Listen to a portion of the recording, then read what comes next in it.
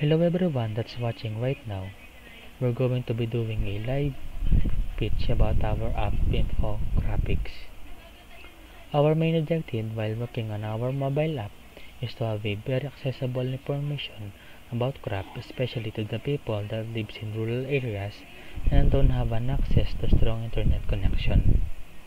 What we will be showing you is a prototype of our app, so everything you see is not final.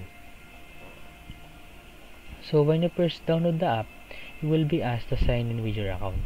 If you currently don't have an account, you can make one and connect it to your Google account or Facebook account, so you can also find your friends that in your Facebook that's already downloaded our app. After logging in, you'll go straight to the home menu where you can search crops and filter the result of your crops. Clicking on a crop will show you the information needed to plant and to preserve the crop.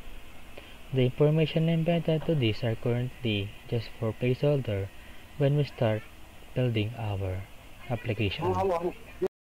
This app offers a simple messaging system that helps the farmers to talk to one another. But it's not limited to just talking with other farmers. And you can also have a conversation with authorities for farming guidance. This also reduces errors because of the proper guidance, and this also improves communication. You can find farmers and add them to your friend list.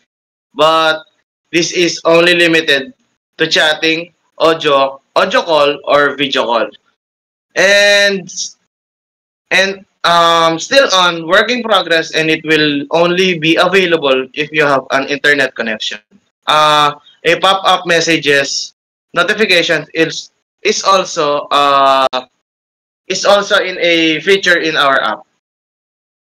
Our app also offers a farming calendar to keep track and for reminder. We want our app to have the needs of every farmers in one app.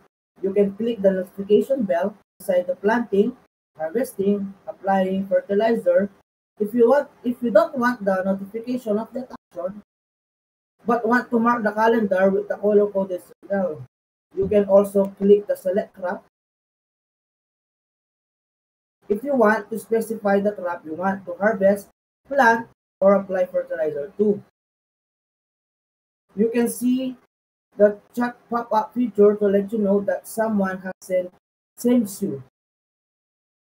Our app also has account profile, so you can customize your profile so people can get to know you better. You can customize your profile picture, age, gender, and the information you want to put on your profile. And that sums up our prototype. Our team already started building the application, and in no time the development will be finished, and we're very excited to make this app publish. Thank you so much for watching this our live pitch. Infographics will be published in just a few months of finalizing.